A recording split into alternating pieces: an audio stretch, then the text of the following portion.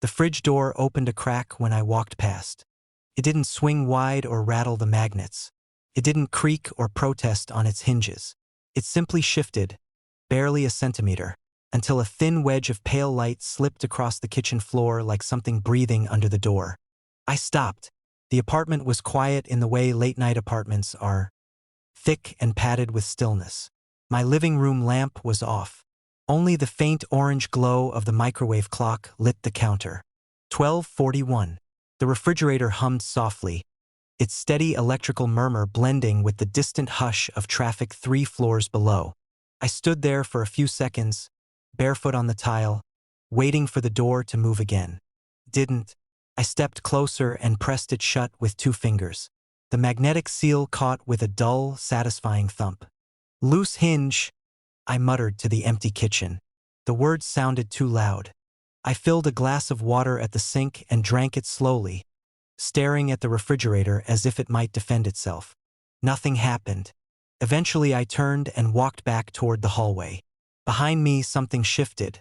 Not a slam, not even a click. Just the faint whisper of rubber peeling away from metal. I turned around. The fridge door was open again, exactly the same narrow crack.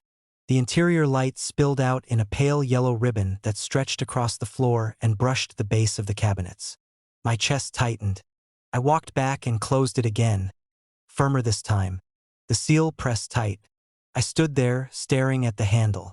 Then I stepped backward. Nothing. Another step. Still nothing. I turned and walked toward the hallway again. Halfway there, THK. I spun around. The door had opened. The same exact distance. Not wider, not smaller. Just enough to break the seal. The refrigerator hummed louder now, or maybe I was simply noticing it. A low mechanical breathing. I laughed under my breath, but the sound came out thin. "Okay," I said. I walked back, shut the door again, and leaned against the counter. "Let's try something." I moved slowly past the fridge without looking at it. 3 steps. 4. Nothing. I stopped near the hallway entrance. Still nothing. I turned. The fridge door was closed. I felt a small wave of relief. Maybe it really had been a loose seal. Maybe I'd imagined. I stepped forward again. As I passed the fridge, THK, the door opened. Not behind me, not after I reached the hallway. Right as I passed. The timing was precise enough to make my skin prickle. I turned slowly. The gap in the door looked almost deliberate, like an eye half opening. Cold air slid out from the crack and touched my ankle. But it didn't spread evenly across the floor like cold air should. It moved in a thin stream. Toward me. I crouched and held my hand near the opening. The cold draft brushed across my fingers. Felt focused, as if the fridge were breathing directly onto my hand. I pulled back. The refrigerator hummed. The light inside flickered faintly against the tile. And for a moment, just a moment, I had the uncomfortable sensation that something inside was aware of where I was standing. Ridiculous. I straightened and opened the door fully. The interior shelves glowed bright and ordinary. Milk, leftover pasta, eggs, half a lemon in a glass bowl. Everything exactly where I'd left it. But as I looked closer, something felt wrong. There was a yogurt cup on the top shelf. I didn't buy yogurt. I stood there trying to remember. Maybe I had. Maybe it came in a multipack with something else. Still, the label faced away from me. Plain white plastic. No brand. I reached toward it. Cold air spilled out of the fridge and flowed down my arm. Again that strange directional chill. As if the cold were leaning toward me. I hesitated. Then I picked up the cup. It was heavier than it should have been. Inside, something shifted slightly. Not liquid. Not thick like yogurt. Something denser. I set it back on the shelf. The fridge hummed louder. For a moment, the interior light flickered. In the polished metal backing of the fridge compartment, I saw my reflection. Except, the reflection wasn't doing exactly what I was doing. I leaned closer. The reflected version of me was standing a few inches farther back. Watching. My breath caught. I jerked upright. The reflection snapped into place. Normal again. I shut the door quickly. The magnetic seal clapped shut. For several seconds I just stood there, listening to the refrigerator hum. The apartment felt colder now. Or maybe I was just imagining it. I forced myself to walk past the fridge again. Slowly, deliberately. The moment I reached it, THK, the door opened. My heart pounded. "Stop it," I whispered. I closed the door again. Then I walked past it again. THK, open. The pattern repeated 5 times. Every pass, every time, it opened just enough to watch me go by.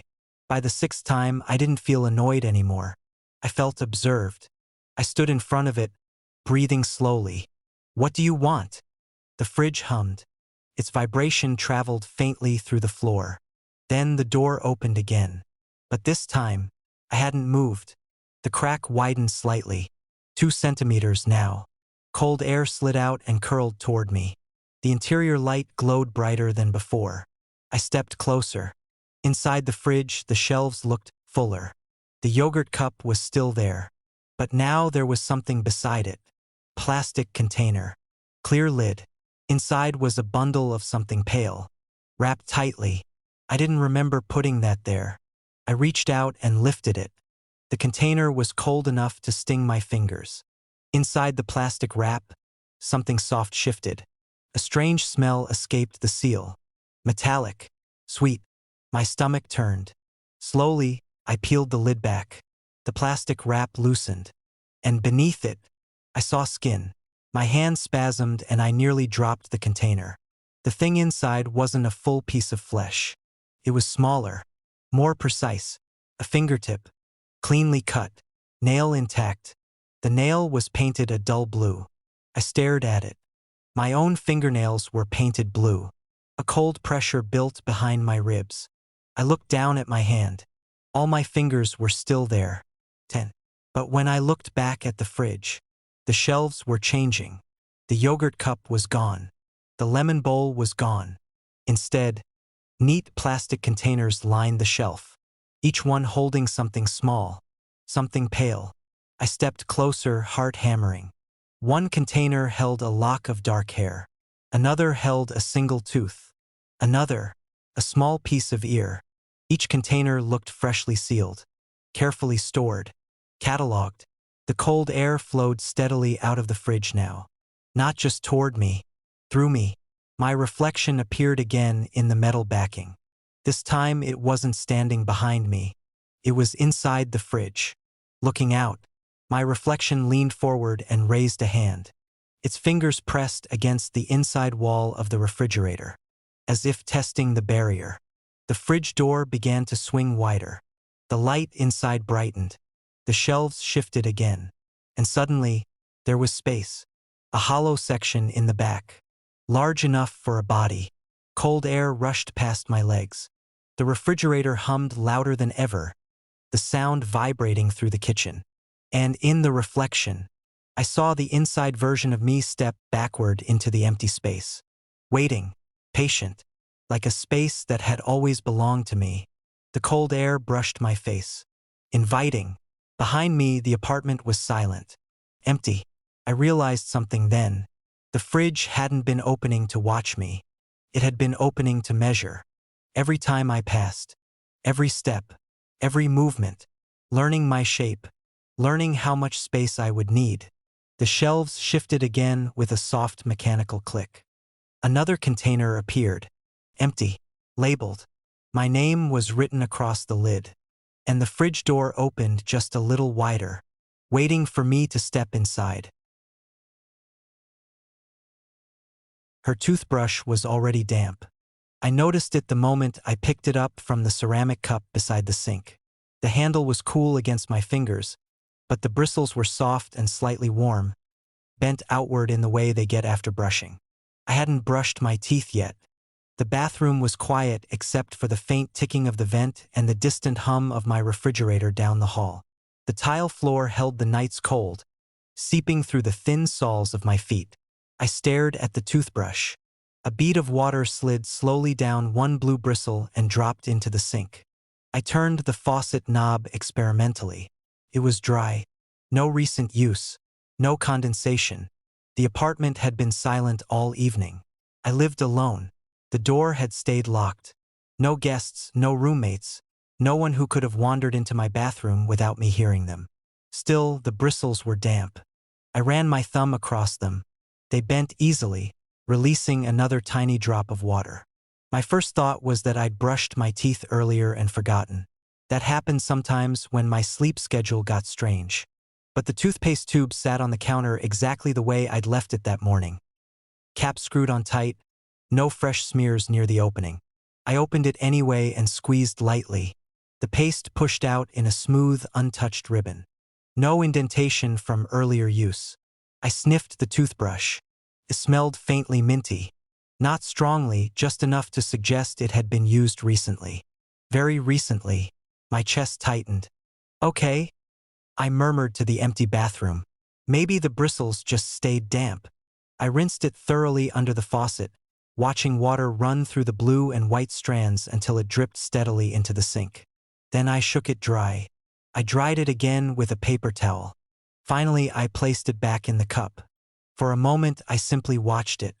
Nothing happened. The mirror above the sink reflected the small bathroom behind me. The shower curtain, the towel rack, the narrow door. Everything looked still. I turned off the bathroom light and stepped into the hallway. Then I waited. 30 seconds. Maybe a minute. The apartment was so quiet I could hear a faucet somewhere in the building drip through the walls. Drip, drip, drip. I stepped back into the bathroom and turned the light on. The toothbrush sat exactly where I'd left it. I picked it up. The bristles were damp again. Not soaked. Just slightly wet, as if someone had brushed their teeth with it and carefully set it back. A cold feeling spread through my stomach. I turned slowly toward the mirror. My reflection looked back at me, pale under the fluorescent light. For a moment I thought nothing was wrong. Then I blinked. My reflection blinked a fraction of a second later. The delay was so small I almost convinced myself I'd imagined it. I leaned closer to the mirror. The glass smelled faintly like cleaning spray and old humidity. "Hello," I whispered. The reflection's lips moved.